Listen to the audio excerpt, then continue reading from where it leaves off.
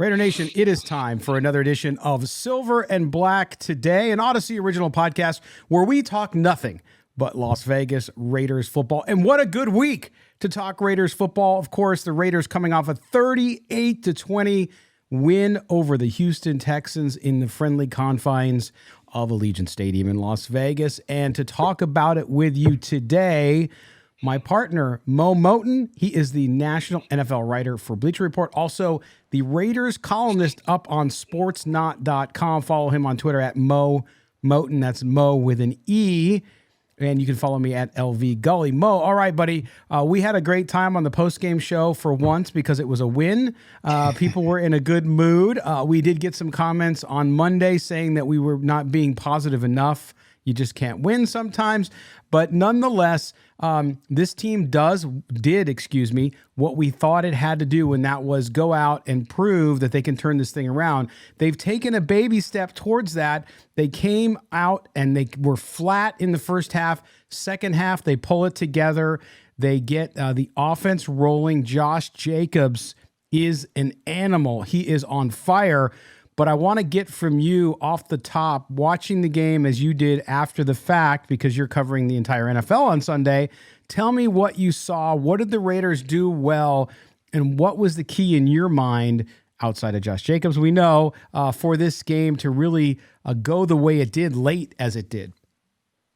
One thing I will say is that I want to shout out one person, and that's Clelin Ferrell. I think he had his best game of the season on Sunday. Now, I know everyone's going to talk about the half sack he had, and that's great. But if you just rewatch the game, and you'll see Ferrell, he has his nose in a lot of plays. Mm-hmm. And I wrote a column on Sportsnot last week, and I said I want to see more Clelin Ferrell, whether they're going to trade him or not. I want to see more Ferrell because he could get a push on the inside, and you saw a lot of that. He was inside of Max Crosby when he got that half sack.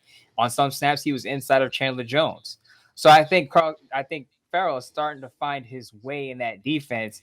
And I would like to see his role continue to increase. The other thing is, aside from Jacobs, is that the Raiders didn't make any stupid penalties late in the game. That belonged to the Texans. The Texans made a couple of bonehead, I believe, it was a false start and offsides that helped swing the momentum in the Raiders' direction, and they were able to capitalize on those mistakes. Yeah, and Mo, no turnovers, right? So there were no turnovers in the game, and so you like to see a team that has struggled with not only the boneheaded plays, the pre-snap penalties, the costly penalties at costly times, but then they also protected the ball. There was no turnovers from the quarterback. There was no turnovers running the ball, and that really keyed in. Now, I was concerned. To start this game. The first half, they just didn't look put together, especially on offense. They had the first drive, which obviously was nice, culminated in the Mac Hollins touchdown. But then after that, they just could not get things going, and they seemed out of sync once again. Second half, different story. What did you see offensively? Obviously, Josh Jacobs is the common denominator here as he continues to run the ball. And we're going to talk all about Josh Jacobs in the second segment of today's show. But Mo, looking at that offense and what they were able to do and the looks and the play calling you saw from Josh McDaniels, what was the difference between halves number one and half number two? Well, it was Josh Jacobs, because once you get the run game going, you get your linebackers, the opposing team's linebackers, to commit. You can run more play action. And a lot of people say you don't need an effective run game to run effective play action, but you need the threat of the run. And Josh Jacobs, obviously, I believe, over 143 yards in 3 consecutive games. He is a threat to run the ball down your throat. So you can use play action with that. And what I was thinking about while we rewatching the game is it reminded me of Bill Musgrave's offense. Derek Carr, not necessarily a central figure in offense where he's throwing for 350 yards, but you get the run game going. You get play action involved. Derek Carr makes some plays, even makes some plays with his legs in this case, which is a little different from the Musgrave era, but made plays with his legs on Sunday. And all of that together, I think, got the Raiders offense going in the second half. You have Jacobs running the ball well. You have Carr extending plays, off-platform plays, and making completions, guys catching the football, not dropping the football, not leaving the football on the rug.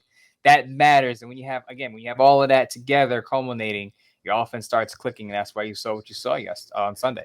Right, and all this without one of their key weapons again, Darren Waller. So you have to credit this team for picking up the slack, and that's what you have to do. It's always that next man up mentality we hear from NFL teams, and certainly the Raiders did that.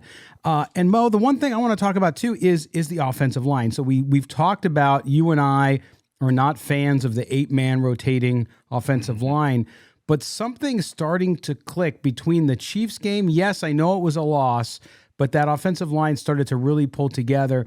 Then you saw this game where they faced a pretty good defensive front and overall defense with the Houston Texans. They struggled to start the game off. There's a lot of pressure brought. Malik Collins, of course, former Raider in the middle there. They were starting to do that, and then they came out in the second half. We saw adjustments on that line. We saw even Lester Cotton get some time in there. Mo, it sounds and looks to me like this line with that rotation, as crazy as I still think it sounds, is starting to gel more and more, and not always the same guys, but there's certainly some common denominators there. I will say this, that Raiders offensive line, I don't want to say overachieving because maybe it's just a product of the coaching staff coaching those guys up. But I think it's starting to come together. It's not starting to. It has come together as a run blocking unit because Josh Jacobs even said, and I mentioned it last week, that the line is blocking pretty well for him. Now, they still give up sacks here and there. I believe Colt Miller gave up a sack. Alex Barras, who I hate to beat a dead horse with, gave up 3 pressures. But as far as run blocking is concerned, this line is playing very well, and that unit has gelled together in that sense. What I will make a note of is also in the Sports Not article that I put out last week, I said, I think you're going to see Thayer Munford play most of the snaps at right tackle. Now, I said he would start and finish at the position, but after the first quarter, you didn't see Jermaine Illuminar. After the first quarter, Thayer Munford finished that game at right tackle. So I think that's indicating that he's going to be the guy from start to finish eventually. Yeah, and I agree with that 100%. Illuminar did get banged up too early in the game. I don't know if that had anything to do with it, but certainly Munford has gone in there and played exceptionally well. You talked about Alex Barras. I jokingly sent you, I think, the link to the press conference last week when Josh McDaniels praised Alex Barras and said, "Hey, Mo, what's going on here? Are you wrong? What's the deal?" But nonetheless, you look again, Dylan Parham still continues to play great on the left side next to Colton Miller. That side of the line seems to be a force, with a young guy in there. And then, of course, in the middle with Andre Miller in the middle at the center position continues to perform as well. And I do agree, Mo, you said maybe overachieving or reaching. I think they are overachieving for where they are at, especially with some young players and some journeymen that are in there. They're more rotational guys, but that's okay. You need them to do that and to peak now as they head into the second third of the season here with the schedule. And so that has to be great. The run blocking, absolutely. And that brings up, of course, everybody's favorite conversation, Derek Carr. Derek Carr had a good game, okay? He had a great game from the perspective of he continued to do it. We talked about it on the post-game show Sunday, Mo, that Derek Carr has been much more of a game manager. That's not a slight. That's not a negative. When you're running the ball like Josh Jacobs is running the ball, you don't have to sling it for 500 yards and 5 touchdowns. Derek Carr seems to now be settling into that. The last 2 games, I thought he's looked much better in that role. He hits the receiver down the field when he needs to, but he's also, I think, leading that unit and clearly having an impact on the offensive line. Yeah, when you say game manager has a negative connotation to it. It means that the quarterback isn't all that important. I think that Derek Carr made the plays that he needed to make for that Raiders offense to move the ball, especially in the second half. And as you said, it was sluggish in the first half. Texans weren't allowing anything over the top. They wanted to make sure they weren't going to give up the big play. And Derek Carr said, okay, I'm going to pick on the middle of the field. And he did that. There was one play I really liked where he stepped up into the pocket, threw it to Foster Moreau right down the middle as the linebacker came up. That's what you see when you see recognition. Now, a lot of people aren't going to pay attention to that play. But that's what you call a high IQ smart quarterback. He realizes the coverage. He realizes the linebacker comes up and makes the play with his legs, with his arm. So I'm liking what I'm seeing from Derek Carr. I believe he was 21 of 27, 241 yards. Not explosive, big, gaudy numbers. But if you watch the game, you see he moved the chains when he had to. We continue to see the emergence of Mac Hollins as a wide receiver and as a weapon in this offense. Of course, the big touchdown to start out. I know early on, we knew that he'd be a force in the special teams unit, and we saw him in the preseason really start to earn a spot.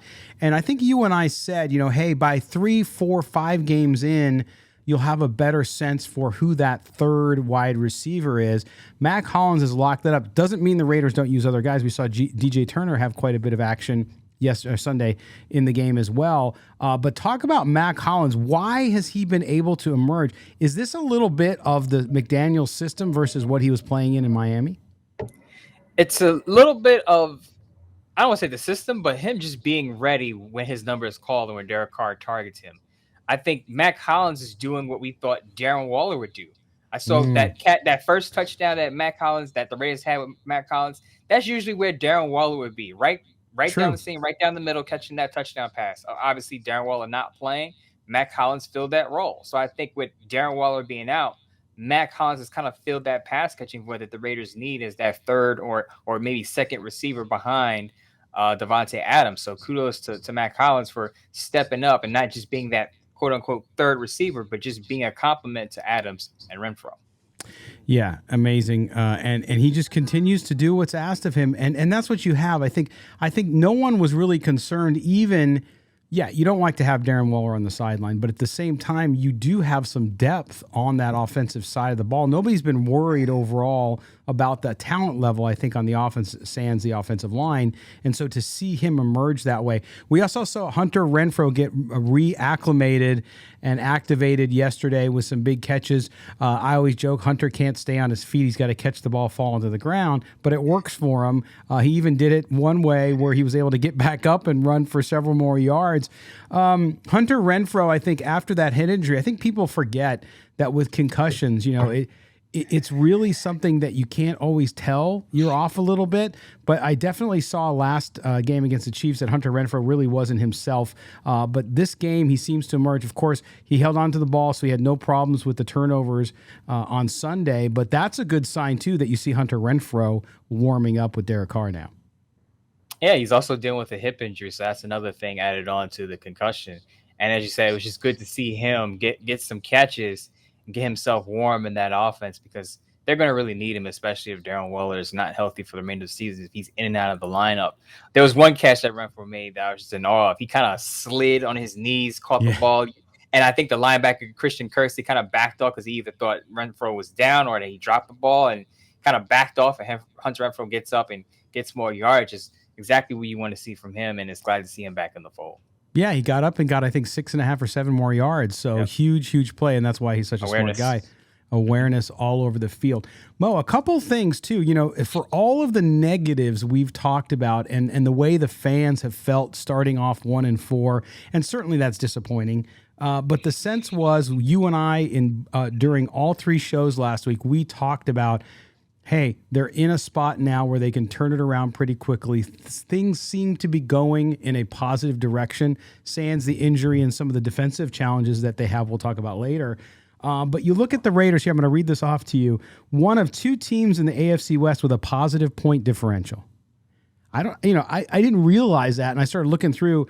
So them and the Chiefs are the only 2, and that makes sense if you look at what's happening with the Chargers and the Broncos. The 4 losses, of course, the Raiders combined 14 points. Of course, they had the big lead on Kansas City before surrendering it. So when you look at this team, a lot of folks, remember, they wanted to fire everybody. They wanted to get rid of Carr. They wanted to get rid of Waller. They wanted to get rid of any, the guy who brings out the Gatorade. They wanted to get rid of everybody. And we said last week, right, like, hey, they could turn this thing around. Yes, the percentage points of making the playoffs, the odds are tough, but you got to start with a baby step. And I said it today on Twitter earlier that, hey, every run starts with a couple steps, right? So you're going to start to run a race. You got to take your first 2 steps. The Raiders took a step here. I had somebody tell me, you're making it sound like they won a playoff game. When you're 1-4, to get things positive and to play a complete football game is a huge step for this team. Absolutely. And I'm a little confused. You started the show saying we were too negative on last Monday. I'm like, what do you expect after a loss? And I've said a million times on this show that I think the Raiders have enough to turn it around. I don't know if whoever said that hasn't been listening to me apparently. But to your point, the positive point differential, we all know the Raiders have lost close games and then they pull away from the Houston Texans. I think we were both on point with our prediction. Now, you predicted, I believe, 31-20, and I predicted 31-20. And I said 30-21. So we were about right before Duron Harmon got that pick 6 and blew the game wide open. So that's it. We kind of knew what to expect. Both teams coming off of a bye. they're going to be prepared for each other. So it was a competitive game early. A lot of people were pinging me on Twitter saying, "Oh, see, the Raiders playing down the competition." And I wanted to reply. If I wasn't busy, I wanted to reply and say, "Look, both these teams are coming off of a bye. They had an extra week to prepare for each other. So you got to expect some competitiveness early. The Raiders missing one of their top weapons. I'm not making excuses, but you got to expect that it was competitive early." But I also said on the show last week that the Raiders have to win decisively. And they did that. Now, to your other point, I said this on Twitter that I don't want to hear that, oh, the Raiders just beat the Texans. It doesn't really mean much. You got football players will tell you this all the time. Coaches will tell you this. It's hard to win in the NFL. I know I don't play in the NFL, but I've played sports. And if you're playing against equal talent, this isn't college with Alabama against UT Tennessee or UT Martin. This isn't, this is the NFL where, for the most part, the talent, you're all on the same level. You're peers. No doubt. And let me ask you, and let me tell you this too, Mo. There's a guy named Thomas Brady. He plays for the Buccaneers. They lost to the dismantled Panthers, Carolina Panthers, right? So it proves your point 100%, which is it doesn't matter. When you line up on a Sunday, there's a reason why the term any given Sunday exists, because these are all pros. And even though a team is bad, it's full of professionals who are prideful men who want to win a ball game, okay? So yeah, anybody who said, well, it's just the Texans, doesn't matter. You weren't saying that when they beat teams that were bad before, when things were rolling along, you loved it, right? So it's the same thing. But I mean, I look at this team and I like the trajectory it's on. Of course, they got to string them together. That's the key. All right, we're up against our first break. When we come back from the break, we're going to talk about Josh Jacobs. We're going to talk about what he's been able to do since Coach McDaniels listened to Mo and I and started running him more, and what that means for him, the Raiders this season, and his future. A lot of people out there think you should pay the man today. We'll talk about if that's the case. You're listening to Silver and Black today at Odyssey Original Podcast. Moe and Scott Branson will be right back with you. Welcome back. Silver and Black today, the Tuesday edition, rolls on our Odyssey Original Podcast, talking Las Vegas Raiders football. I am Scott Branson, joined by my partner, Moe Moton. You can follow him on Twitter at MOEMOTON. I am at LV Gully on Twitter. Engage with us. Tell us if we're too negative, too positive, because we'll get about 50-50 and maybe 10. Well, maybe we'll get 40-60 and 10%. We'll sway back and forth depending on the week, but we appreciate it. We appreciate the discussion. Make sure you subscribe to the podcast, please. That would help us significantly. Wherever you get your podcast, just hit subscribe. Put your phone on auto download. That way, all of the shows, when they come out, will come right to your phone. Okay, Mo, let's talk about the man of the hour, the beast. And that, of course, is Mr. Josh Jacobs. Josh Jacobs on Sunday, 20 carries, not 30, not 40, 20 carries, 164 yards after 144 last week or 2 weeks ago against the Chiefs. Mo, this kid is just running the ball better than he ever has. He's healthy. He's in shape. He's motivated. Yes, he's motivated by contract. Yes, they didn't pick up his fifth-year option. His offensive line is blocking well for him. But more than that, and you tweeted something yesterday, and I forgot the specifics of it, but you basically said, man, this running back room and running back by committee is one guy, and that's Josh Jacobs. Yeah. Derek Carr is second on the Raiders in rush attempts with 14. That tells you all you need to know. That's all you need to know. About the Raiders, carry distribution. I believe Josh Jacobs has 111 carries on the season. Each of the last 3 games, he's had 20-plus rush attempts. So as soon as the Raiders have turned the ball over to Josh Jacobs, you see improvements across the offensive line, across the offense. But one note I want to make of the last game where he really helps is the red zone. The Raiders were 3 for 3 in the red zone on Sunday. So I said this plenty of times. I said it on Twitter. I said it on the show. When you have an effective run game, typically you're good in the red zone. Just take a look at the stats. If you don't believe me, pull up Pro Football Focus. Who doesn't believe you? Football Reference. Who doesn't believe you?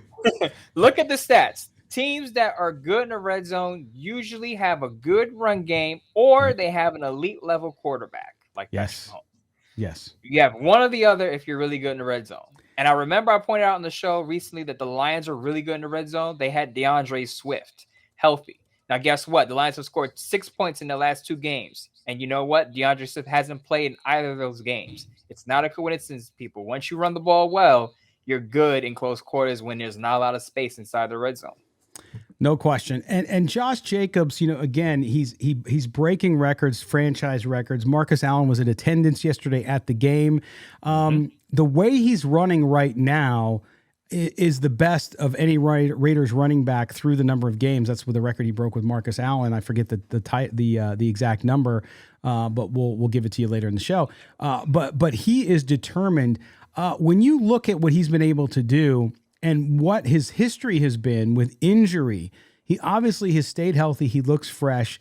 He's getting, I think, runs too as well. They're not always hard. He breaks open and is able to get downfield pretty much untouched quite a bit, actually. So there are some tough yards. Of course, every NFL running back has to do it. But what do you see from his running and what he's been able to do through that offensive line? Why is he into that next level? Why is that higher gear there that wasn't there perhaps before? Well, he's always had the burst. Sometimes with running backs, you don't follow your blocks, as they would say. And I think he's doing a good job with his vision of following his blocks. On a number of times, he was able to get behind Colton Miller, who got into the second level of the Texans defense, sealed the edge and getting Jacobs free on the open. So if you're wondering why Jacobs had room to run on the edges, it's because you got an athletic tackle and Colton Miller clearing the way for you. So credit to Colton Miller and that offensive line again. But a combination of your offensive line blocking well and you using your blocks and that burst that Jacobs has, these explosive runs in a big run game. No question. I mean, and you just think about some of these records and numbers he's putting up.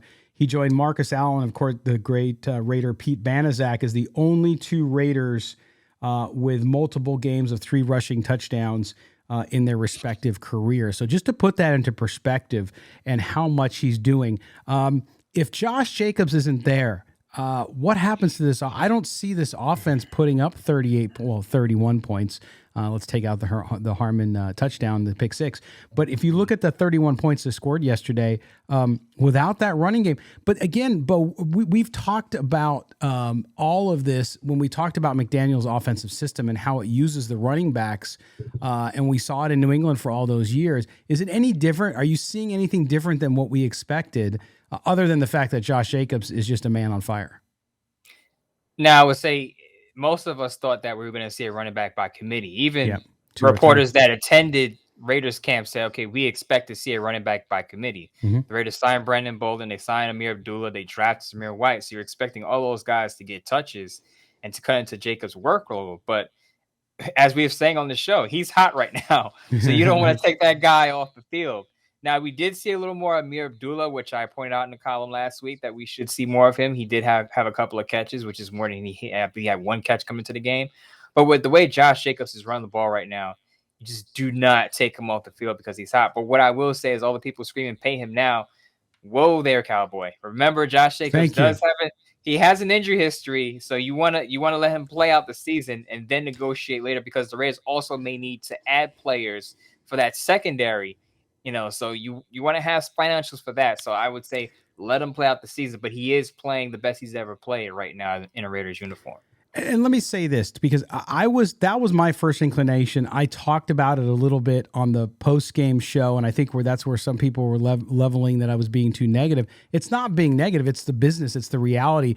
And it's the same people who said, give Darren Waller the keys to the bank. And now, again, I'm not picking on Darren Waller. He's injured, okay? So every player gets injured. We'll see if he's able to come back. But if Darren Waller plays in 5 games this year, let's say, or 6 games or half the season, was it worth the money? No, you have to wait and see. You wanted to wait with Waller. I want to wait with Jacobs. I get he's playing well. And God bless the man. I hope he runs for 3,000 yards because that would be great for the Raiders, number one. And number 2, great for him. He can deserve his payday. But even if he has a great year and he stays healthy, this presents a very interesting quandary for Dave Ziegler, Mo, because yes, you went out, you drafted 2 running backs because you knew Josh Jacobs was at the end of the 4th year and you weren't going to pick up the option, right? So you had to figure it out. You know your offense depends on a running back situation. We saw Josh Jacobs do well. That opened up Devontae Adams yesterday. It opened up Foster Moreau. It opened up all the receivers. You know how they work symbiotically together in that offense. But you also have to think about, You still need a lot of help on defense. We'll talk about that in the next segment, but you have a lot of needs you still need to do. So even if Josh Jacobs has a great year, the Raiders might be in a tough position, but they might be in the position to say, hey, man, go get as much money as you can. Thank you for your service and goodbye. It's all about business. And I think some fans understand this. I don't want to say all fans don't understand this, but some fans understand this. It's all about business and timing. You're not, if you look around the NFL, teams aren't clamoring to pay running backs top dollar. Now, some of them will. Some of their homegrown talents, Dalvin Cook recently got the bag. So what I'm saying is you're patient with the running back position because you know about the turnover that the players have is the most physical offensive position on the field. So those guys can come and go. They get hurt. Then what? So the Raiders are going to wait until the offseason, gauge the market, see what he's worth, and then decide whether they're going to pay him or let him walk. Now, I believe there are other running backs that will also hit the market, so it could dilute Jacobs' what he can make, his earning potential. Because if there are other options out there or comparable options out there, he won't be able to pull in the bag as many think he will be able to pull in. So I would say be patient. Let's enjoy the ride right now, the way he's playing, and hope that he stays healthy because that has been an issue in previous years. Let's just hope that he stays healthy and finishes the season because, as you said, if he goes out, this offense is going to look totally different because Zamir White, Brandon Bolden, Amir Abdullah, they just haven't got enough touches to do what Jacobs is doing right now. And that's the point, right? Which is, and also the way the NFL has changed. And I get fans excited about the play, and they should be excited about the way he plays. And again, I hope he goes this way the entire season and plays all 17 games and gets 2,800 yards, whatever it is. But at the same time, you talk about teams that have given running backs big deals. You look at what the Rams did with Akers, right? That hasn't worked out really well. We see what's going on there. Christian McCaffrey in Carolina, Saquon Barkley in New York, and how that team has gone since that period in time. It's not that those guys don't deserve what they can get. That's the business side of it. But if you're a GM and you're trying to build a consistent winner and you still have positions to address and you still have needs, then you need to think about that. But we think really quick. Yeah, really sorry to cut you off. But sure. Josh Jacobs and Saquon Barkley are very much similar. I believe they're both top 3 in rushing right now. Just like Josh Jacobs, but Saquon Barkley to a way higher degree has dealt with injuries that have kept him out of several games. Jacobs gets nicked up, doesn't miss too much time, but with the Giants, and I watch a lot of Giants games, I don't think they're clamoring to pay Saquon Barkley right now either, even though he's at the top of his game. It's right. Let's wait and see. Let's let him finish the season healthy, and then we'll negotiate after. It's all business. Yeah, and this season, depending how it ends up for the Raiders, they're going to have to make other decisions too. No matter what happens, you still have to, no matter what people think, make a decision with Derek Carr because they have an out. And so how things go may determine that. Derek Carr's playing well now, so they don't really have to worry about it. But you're going to get to the position where it's like, hey, yeah, I'd love to buy everything on the shelf, but I can only take 3 of the 5. And then you decide which 3 is more important to you in the future. So I think that's going to be part of the situation there. Before we move on, Mo, Josh Jacobs, you talked about some of the injuries that he's had to deal with. We've seen no indication of him even getting banged up, maybe once or twice, which is going to happen in the course of a game a few games ago. But what else does he need to do in order to stay? Do the Raiders need to start thinking about getting more touches? I mean, it's hard. The guy's just dominating, so you don't want to go away from that. But at the same time, you need Zamir White, you need Abdullah to have more touches to spell him as the season goes on, because as the cumulative effect of being a running back at the NFL starts to gain on you, you got to give a veteran, even though he's young, you got to give him some time and give some snaps to other guys to absorb that. When does that start to occur? Do we get to about mid-season, that Thanksgiving time frame you're talking about, before you start doing that? I think so. In the coming weeks, you'll see more Zamir White. But I think it also matters about the game flow. If it's a competitive game, you're not pulling out Josh Jacobs for Zamir White. So the Raiders have been in competitive games all this time, so there's no reason to pull Josh Jacobs off the field, lessen his workload. Now, if they get into a few games over the next few weeks where they have a comfortable lead, and it's just, okay, we want to milk the clock a bit, you put in Zamir White, But other than that, if it's competitive, you don't mess with the winning formula. Keep Josh Jacobs on the field. As long as he gets at least 20 carries, I think the Raiders would be fine. Yeah, no question. But, man, what a run by Josh Jacobs single-handedly has taken and helped this offense put it into high gear. Everybody's starting to get into sync now, which is a great sign for Raider Nation and for this Raiders team. All right, we're up against our second break. When Mo and I come back, we're going to talk about some of the needs still to address on this team, primarily on defense. I know. Yeah, see. But we're going to move on from what we saw in the game and talk about some of the issues that they had. Mo talked about one of the great surprises, which was Cleve Farrell in this game. And over the last couple of weeks, he seems to be just gaining steam. But what else are we seeing that may be of concern? We'll talk about that. What else are we seeing that is also encouraging along that defense? You're with Mo, you're with Scott. This is Silver and Black Today, an Odyssey original podcast talking Raiders football. Don't go anywhere. We'll be right back after these words.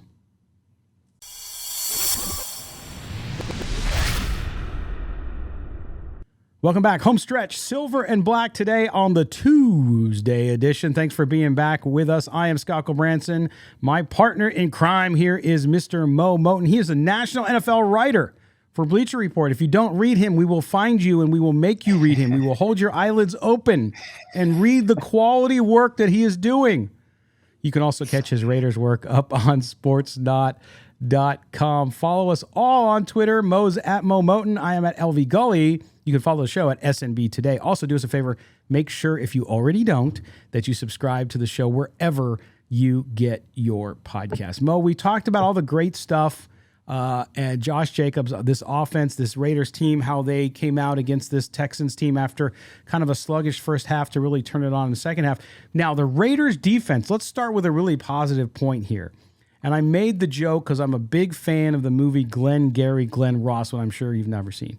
Since you never see any movies I see. But anyway, there's a great scene in that movie, and you've seen it around because I talk about it all the time, where the sales leader comes in and he says, listen, the guy goes to get coffee, and he tells him to put the coffee down because he says, only closers get coffee. So you have to close a deal before you get coffee. Well, Duron Harmon woke up today, and he had a whole pot of coffee because in the game late, he gets the pick six, which really was nice to see. First time in 3 years the Raiders have had that, and it was a nice touch at the end of the game for the defense to put it away, to close it out. Absolutely, and I tweeted this during the game that Duron Harmon has been the Raiders' best safety this year. And now people say, oh, the bar's not that high, Mo. Well, guess what? A lot of people expected Tre'von Moehrig to be that guy. We expected Tre'von Moehrig to take a big second-year leap. He hasn't really done that yet. Maybe a switch between the system has him having a slow, sluggish start. But Duron Harmon has been that playmaker. What is refreshing to see as someone who's covered the Raiders that the defensive touchdowns are starting to pour in. Remember, our guy, Meek Robinson, had a fumble recovery for a touchdown. Now, Duron Harmon getting the pick six. So it's good to see the defense making big plays. But I will say, not to get on the negative side for the people out there who say we're too negative, but that's kind of what the Raiders are going to have to do because they're giving up too many yards on the back end in the middle of the field. So they have to really rely on forcing turnovers and getting takeaways to get that defense off the field. By the way, when we say that people call us negative, it's because there's this word. I know nobody uses it. It's sort of like a butter churn. Nobody uses it anymore. It's called objective. And so when we sometimes are objective, people think it's negative. And I get it. Hey, Raider Nation's having a great week right now because coming off that win, as they should, enjoy it. It's awesome, and you should, especially for Raider Nation, who deserves so much more. But we talk about that defense, Graham's defense, just giving up massive chunks of yards on the back end. You talked about Tre'von Moehrig has not looked good the last 3 games, just and terrible in coverage there. And so Duron Harmon at safety is a godsend. Then you look at the cornerback position. Rocky Sin struggled again, as did Anthony Averett. We talked about Averett with you, Mo, because you're the president of his fan club. And he went out yesterday, and at times I thought he looked lost in coverage. Some people disagree with me, but I just thought that he maybe is just rusty. So I'm willing to give him a pass because you come off an injury, it's tough to get acclimated again up to game speed, especially in a big game like they had at home like that. So I'm going to give him a pass on the week, but certainly Jonathan Abrams continues to struggle where he is. At the line when he rushes, he can create some disruption there. But overall, with Nate Hobbs out, of this lineup. There's a lot of problems there that need to be addressed through better play and probably player acquisition after they get out of the season. Yeah, I may not be as harsh as you on the secondary. I understand Davis Mills threw for 302 yards, but watching the game over, if you look at it, Davis Mills threw a lot in the middle of the field. There's a lot of paper cuts That's through true. the first That's fair. 2-3 That's fair. quarters. Now they had some big plays. There was one big play to Brandon Cooks where Anthony Averett was trailing him. I believe Brandon Cooks was over on a crosser. Anthony Averett gave up that big play, and there was a dart that Davis Mills threw downfield in between Anthony Averett and Tre'von Moehrig to Philip Dorsett. I believe he scored a touchdown on that. So yeah, they gave up a few big plays, but for the most part, Davis Mills wasn't Patrick Mahomes out there. He wasn't picking it apart. Yeah. It was a lot of dink. It was a lot of dink and dunk. They were targeting the tight ends and they were targeting the middle of the field because early the Raiders were in their base defense with Blake Martinez in, so you have 3 linebackers in there.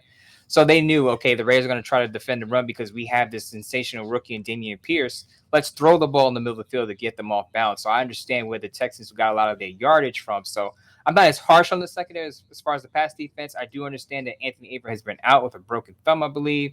So I'm willing to not cut him some slack, but understand that he may be a little slow coming out of the gate in his first game back in a starting role. So I'm not hitting the panic button on him yet. I thought Rock Ya-Sin struggled early and then tightened up later in the game. I thought he was okay. A lot of Jonathan Abrams passes, receptions allowed came in garbage time. Davis Mills kind of went to the side of the field in the flat, and Jonathan Abrams gave up a lot of those. So I thought he was okay. Of course, he's never going to be a coverage safety.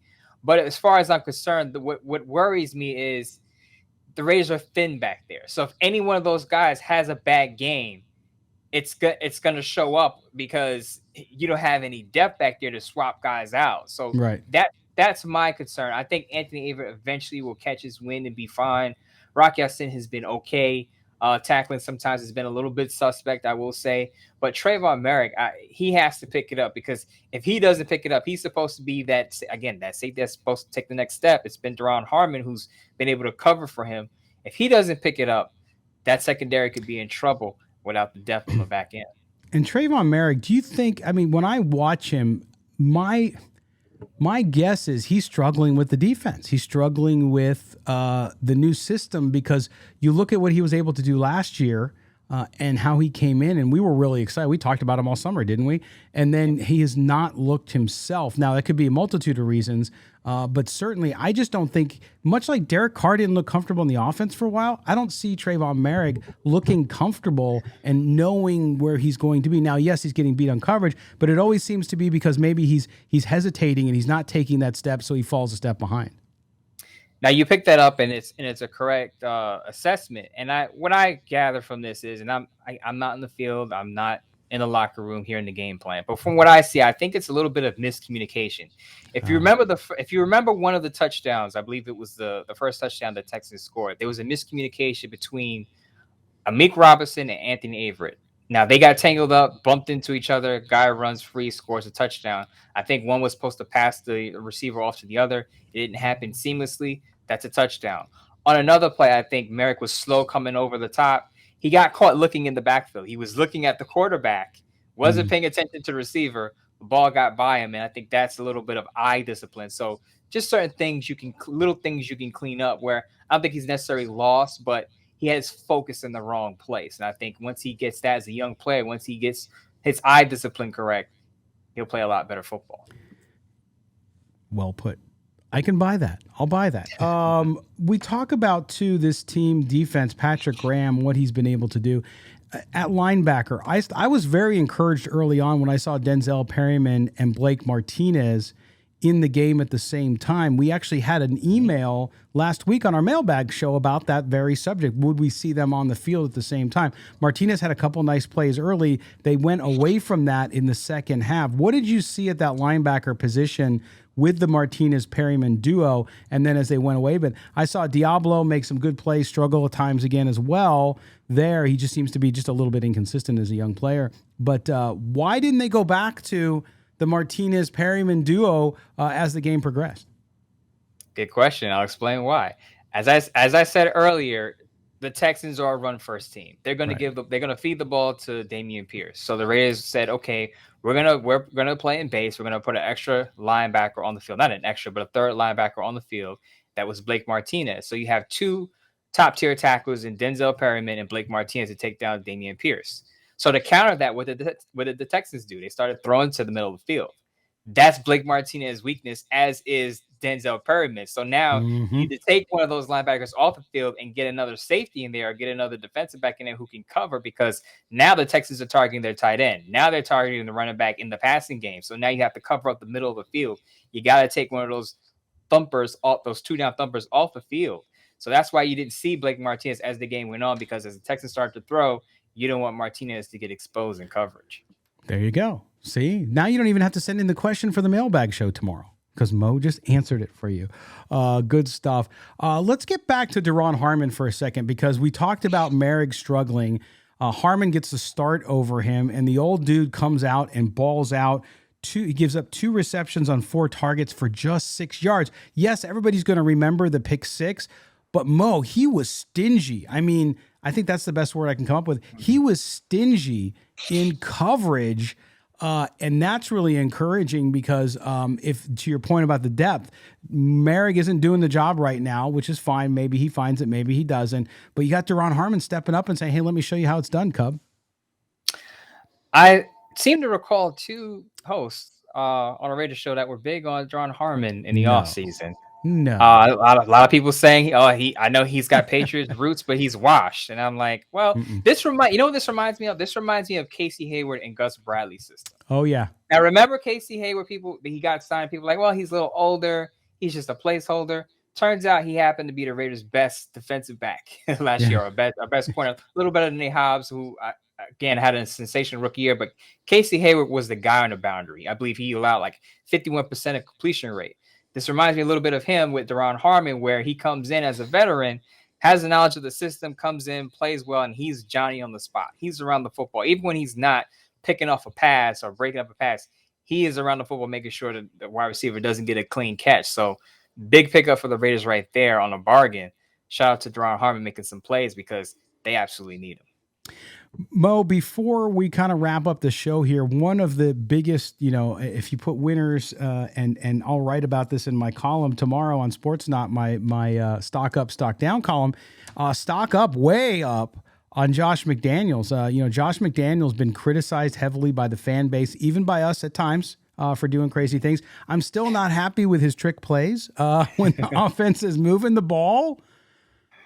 Again, those smart guys, they tend to want to be really smart and show that they're really smart sometimes. But nonetheless, you talk about all the time, Mo, halftime adjustments. Boy, this team came out of that second half and really throttled up on offense and defense, and was able to get the job done. What did you see from McDaniels? I thought his play calling, again, he got more balance, just like he did in the Kansas City game, especially at the times when the Raiders were moving the ball and taking the lead. But overall, it seems as though he's learned from some of the sidesteps, the missteps earlier in the season, and you're seeing him know when Josh Jacobs is on a roll and say, give the guy the ball. But also in other plays and other schemes, he seems to be mixing it up well enough, especially against a good defense the Texans rolled out there. Yeah, absolutely. I think he called a pretty good game. I know people kind of held their breath when he did the Wildcat, Carr split out wide. Josh Jacobs gets the handoff, gets the snap, hands it off to Derek Carr. Of course, he didn't have anywhere to go with the ball in that first trick play. The second trick play worked out, though, because he got the ball to Matt Collins, who was crossing across the middle. So you got to take the good and the bad. I would prefer a creative play caller than a non-creative vanilla play caller. So sometimes it of course, is not sometimes, but it's never going to be perfect. But you'd like to see that he's in the lab, as the kids would say these days. He's in the lab working, getting in his bag and pulling out those trick plays to keep the defense off balance, because you want to keep defenses guessing. I think Josh McDaniels did that on Sunday. Well, and to me, it's very Raider-like to live by the sword, die by the sword, right? Isn't that not what Pirates do?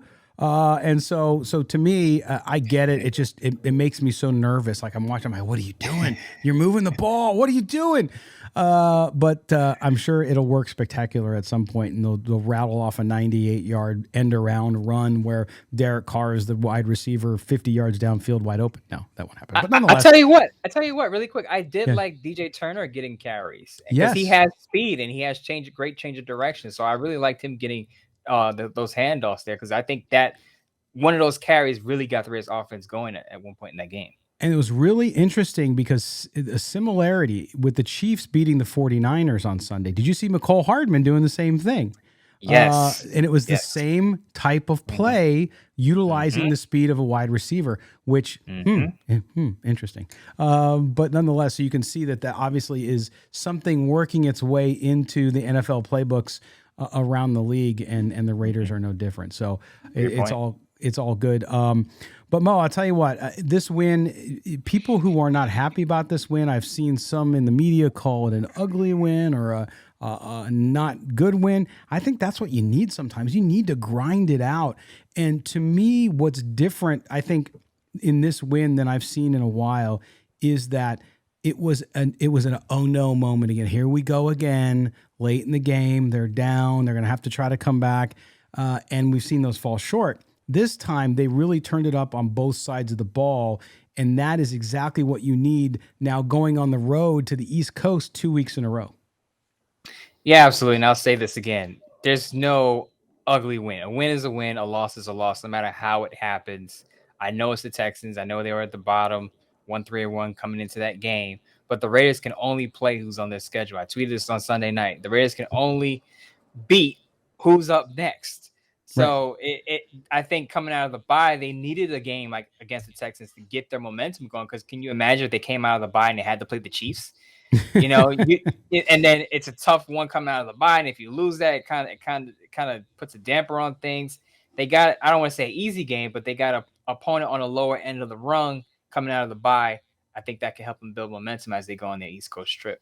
It is, and I sense Sunday night, Mo, that there's nothing more valuable than a young player or even a veteran player, any team, just getting confidence, right? Because you start, no matter if you're a pro and you know what you're doing and you're doing good and you go out there and you practice every day and you work your tail off, when it doesn't go your way, it starts to deflate you. It just does. Even if it's subconsciously, you need the good news. You need to see that all that work and all that disappointment is paying off, right? And that's what you saw in this, especially with the way they won and how they were able to go out and dominate in parts of that game, and especially in the fourth quarter. So huge win for the Raiders. And I had some old time dudes, I call that because there are people older than me, saying, well, you guys didn't see Super Bowls. You didn't see. It doesn't matter. We're here and now. This team needed that win, and they got a much needed win and did it in cool fashion, in my view. Mo, we are going to be back tomorrow. We're going to be back with our mailbag show where I'm sure we'll have some cool stuff. We always get listener questions that are great. We had a listener question last week, remember, about Derek Carr and the Wildcat.